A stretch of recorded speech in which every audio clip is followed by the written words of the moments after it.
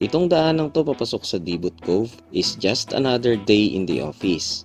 Makailang ulit na kasi akong nagmotor dito at sanay na ako. Pero para sa mga kasama ko, nag-iwan ang daanang ito ng hindi malilimutang alaala ng mga magagandang view at mga challenging na terrains. Lahat na yata makikita at mai-experience mo dito. Mayayabong na kagubatan, matatayog na kabundukan, matarik na paakyat, pabulusok pababa, sementado, maputik, at mabatong kalsada. Parang video game ang pagmumotor dito. Bago ka sumabak sa next stage ay papakitaan ka muna ng preview ng susunod na madadaanan mo. At ang premyo kapag nalagpasan mo ang lahat ng ito ay ito. Ito ang Dibot Cove, isang secluded paradise sa bayan ng San Luis na isa sa mga paborito kong lugar sa Aurora Province. Bago manalanta ang bagyo ay ganito lang naman ito kaganda.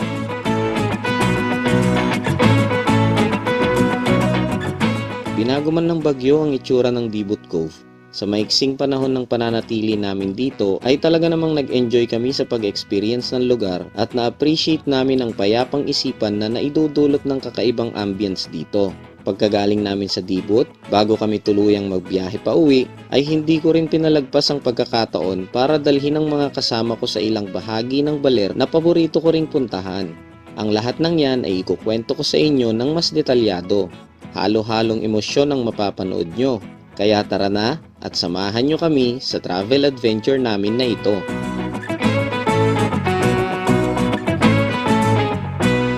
May isa tayong problema. Malapit na tayong pumasok sa Pangasinan. Kaso nakalimutan ko yung reflectorized vest ko. Required kasi yon sa Pangasinan from 6 p.m. to 6 a.m. Na-try ko kasi yung gantong oras sa Rosales, Pangasinan, may checkpoint.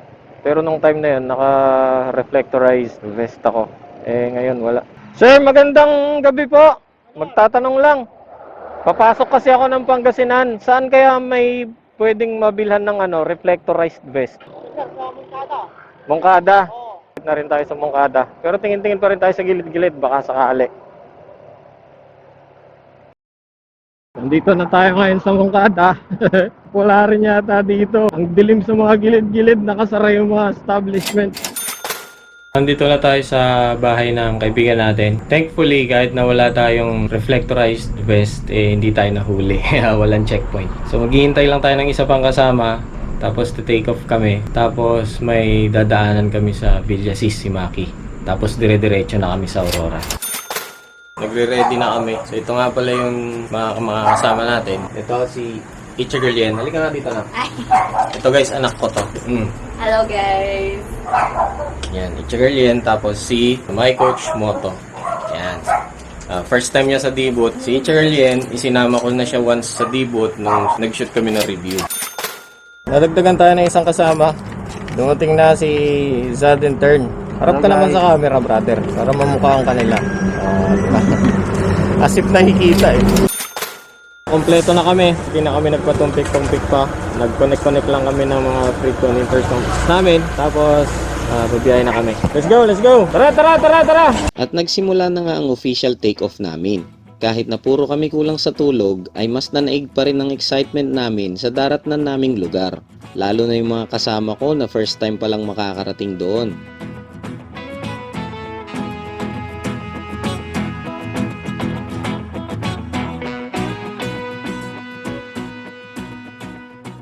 Sa mga bangkingan pa lang ng Pantabangan, Alfonso Castañeda at Maria Aurora ay nag-enjoy na ang mga kasama ko.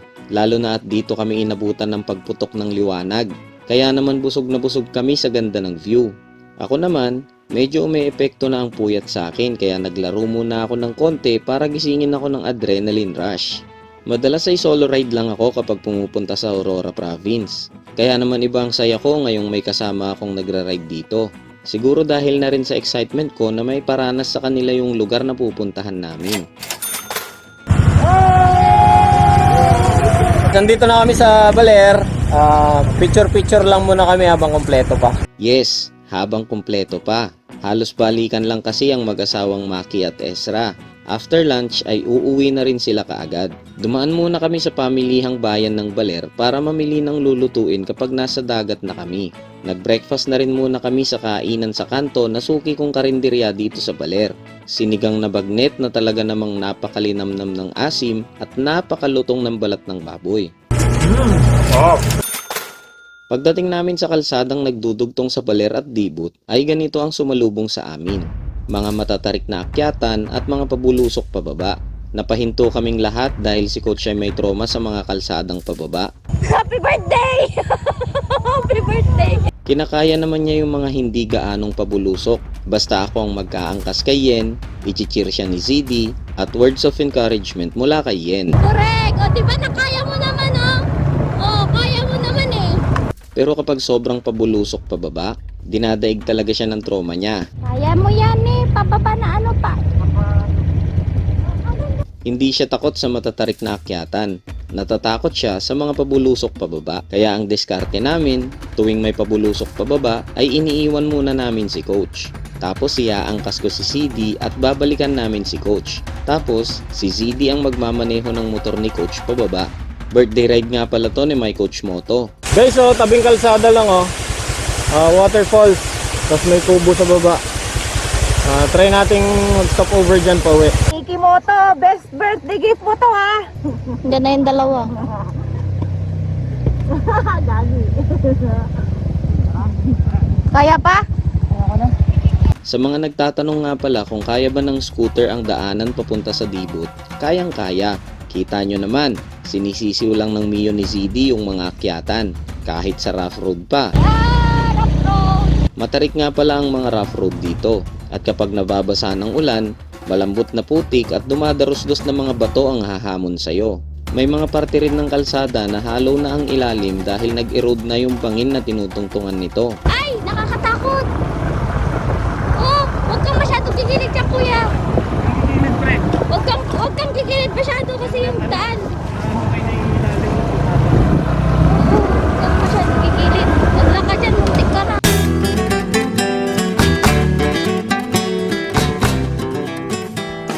For safety, ako na ang nag-angkas kay Yen hanggang sa makarating kami sa destinasyon. Idinaan na lang namin ni Yen sa kanta yung pang-aasar namin kay Coach. Ibot! Ibot sa puso ko! Ang daming koy, hindi na magbabago. Takot sa pagbaba, takot! Pero gayon pa man ay tuloy-tuloy pa rin si Yen sa pagpapalakas ng loob ni Coach. Kaya mo yan na din. Ano, Coach? Hindi kaya? Kaya yan. Rough road lang yan oh. Dito ka na lang, Coach! Teka, nangangamoy na yung preno niya. Ay wait lang kuya. Nak, lakarin mo, nak. Tutulungan ko siya, wait lang. Mother.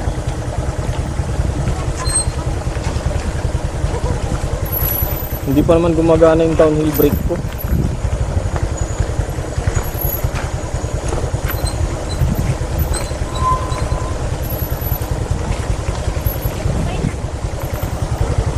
Okay na? O, dito, sakay ka dito. O.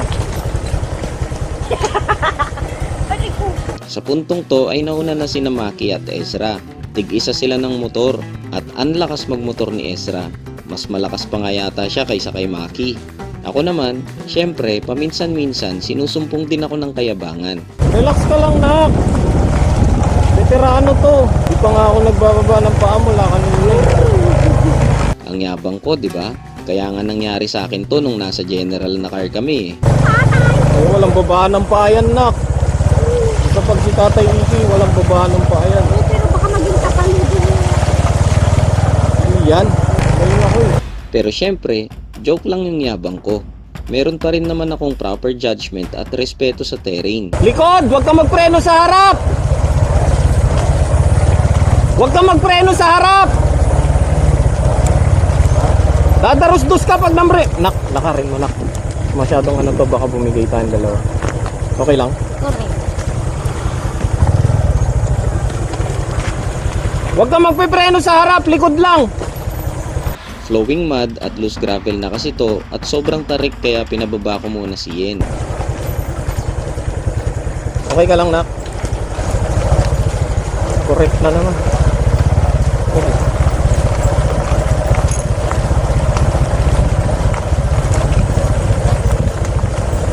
Baka madisgrasya tayo, nakpag ano. Huwag kang magpepreno sa harap, likod lang, likod.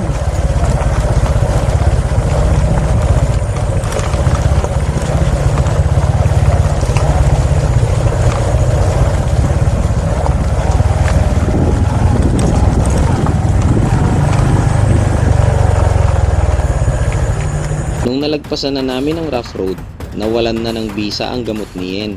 I'll be there forever. I will be, and I will be forever. There will be. Come on, just call my name. I'll be there, there in forevermore. Is everything in this world. Jumanji. Ayun na yung bulkang talo.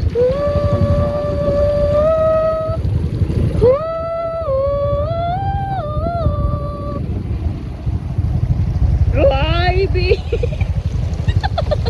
Sabihin mo na. Ito na yung beauty time. Yung beauty.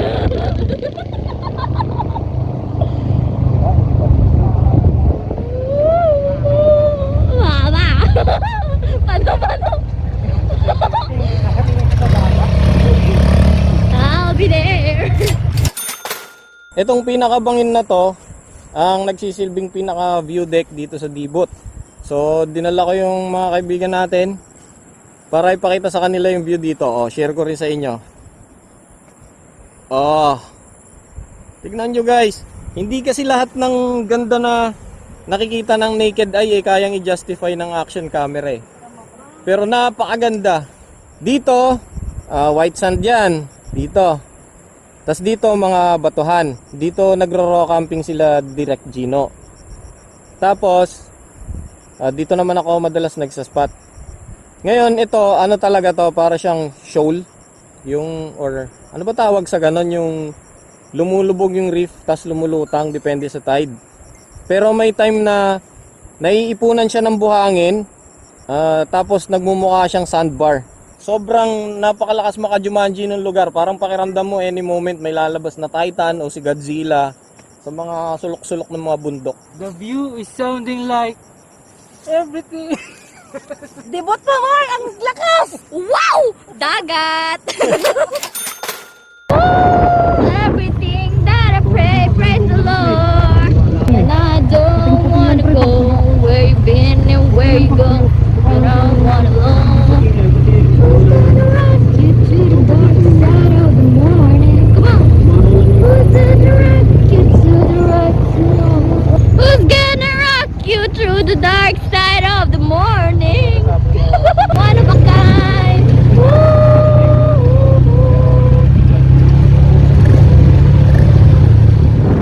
Maya-maya pa ay narating na namin ang Dibot Cove. Pagdating pa lang namin ay kapansin-pansin na ang pagkasira ng lugar dahil sa bagyong uwan. Pero gayon pa man, hindi pa rin nawawala ang pagiging magical ng ambience dito. Dito nga pala kami tumuloy sa Clovers Beach Campsite. Ito ang nakasanayan kong pwestuhan dito sa Dibot dahil nasa pinakagitna ito ng cove.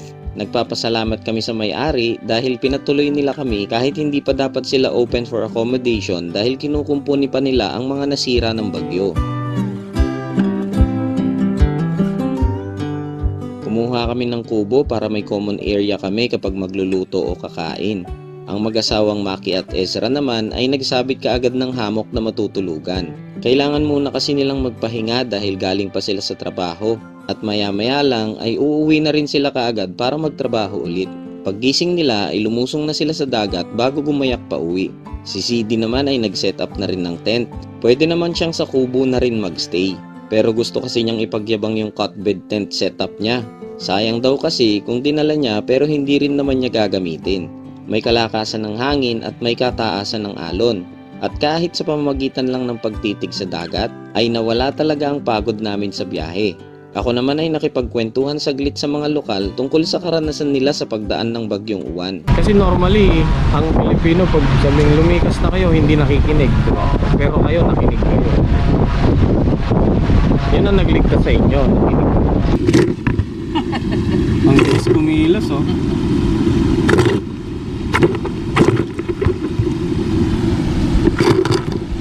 Ang bilis niyang kumilos.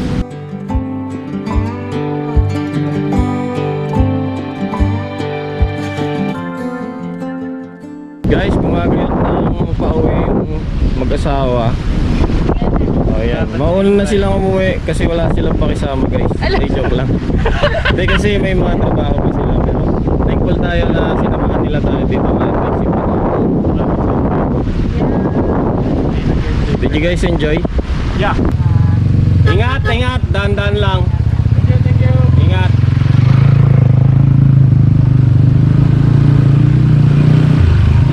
Ingat.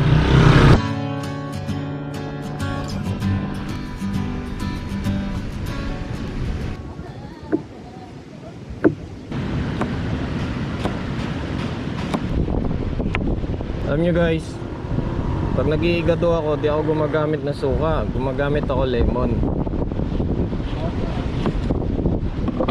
Di rin ako gumagamit ng asin, ginagamit ko patis.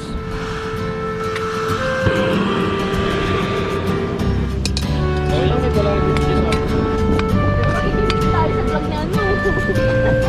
Thank you.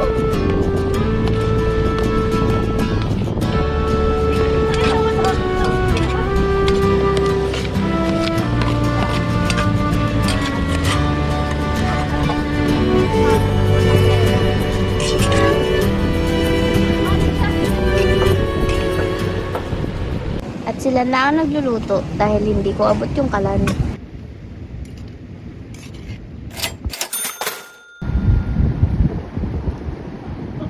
So guys, ito kakain na kami. Share ko lang sa inyo yung ulam namin. Inihaw na liempo, inihaw na bangos, at syempre yung pinaka-original version ng Ilocano sa igado. Kanina kino-question nila bakit daw yung igado ko ganon.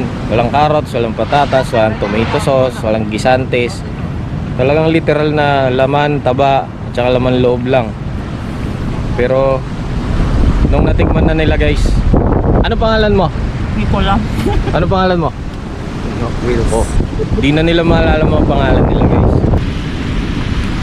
Nakakahiki. May technique kasi ako sa mantika na lalambot yung karne. Akala ko kanina, ang resulta ng luto mo, medyo maasim.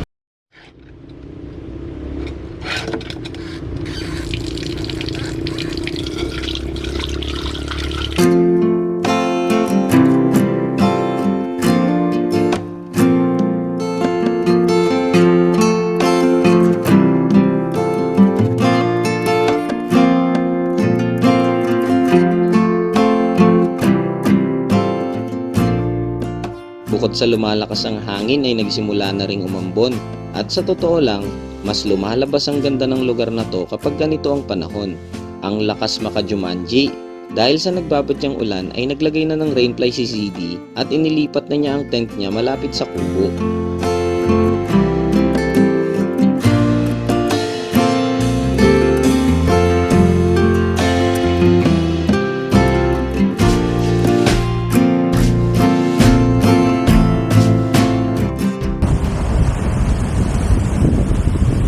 Hanap tayo ng panggatong, bonfire tayo. Ito.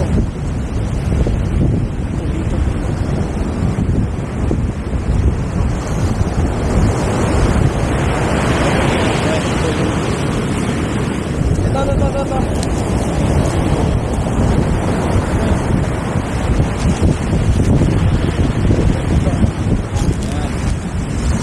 Pili tayo ng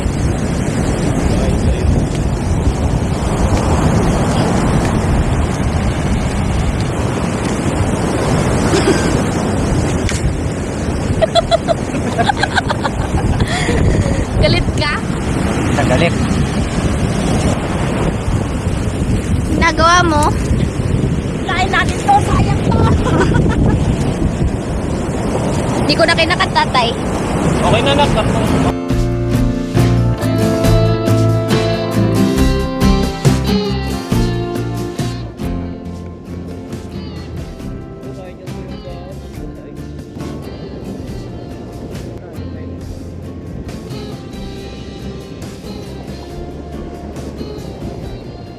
Gusto pa sana naming magpuyat at magkwentuhan.